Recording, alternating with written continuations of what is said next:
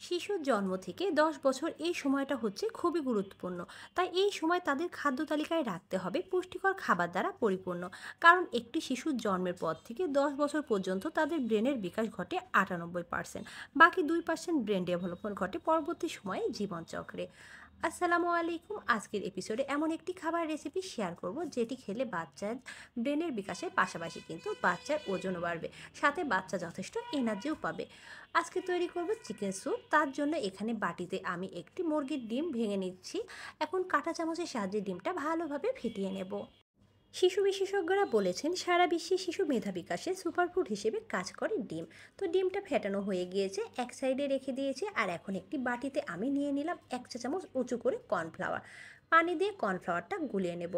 Soup তৈরির প্রিপারেশনটা আগে করে রাখলে যা ঝটপট তৈরি করা যায়। তো কর্নফ্লাওয়ার গুলানো হয়ে গিয়েছে, এখন এক সাইডে রেখে দেব। এখানে চুলা একটি প্যান বসিয়ে দিয়েছে, আর প্যানে এখানে ২ কাপের একটু বেশি পানি নিয়ে নিয়েছি। আর তার মধ্যে এক টুকরো মুরগির বুকের মাংস টুকরো করে দিয়ে দিলাম ১ টেবিল চামচ গাজর কুচি, ও দিয়ে দিলাম সামান্য একটু লবণ।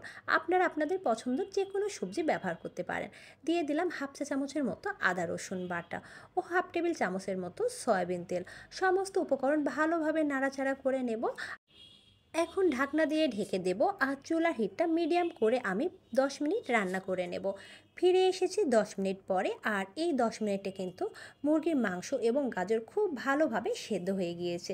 তো আমি একটি ছাঁকনির সাহায্যে এখন মুরগির মাংস এবং গাজরটা ছেঁকে নেব। চাইলে পানি থেকে একদম ঢেলেও ছেঁকে নিতে পারেন। যে এক্সট্রা পানিটা আছে এটি কিন্তু চিকেন স্টক, আর এটি কিন্তু আমি ফেলে দেবো না, এটি স্যুপ ব্যবহারের কাজেই ব্যবহার করব। তো মুরগির মাংসগুলো আমি ম্যাশ করে নিয়েছি, সাথে গাজরও। তো আপনারা চাইলে আরও মিহি করেও ম্যাশ করে নিতে পারেন। তো মুরগির মাংস ও গাজর পুনরায় আমি চিকেন স্টকের মধ্যে দিয়ে দিলাম, আর এখন নাড়াচাড়া করে নেব।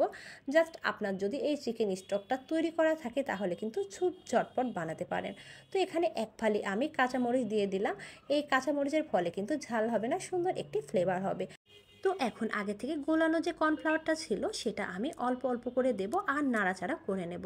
আসলে এই স্যুপে কিন্তু গোলমরিচের গুঁড়ো ব্যবহার করতে হয়, আর আমি রেগুলার করি, কিন্তু আজকে আমি গুঁড়োর কৌটাটা যে কোথায় রেখেছি সেটা খুঁজে পাচ্ছিলাম না, বিধায় গোলমরিচের গুঁড়োটা ব্যবহার করা হয়নি।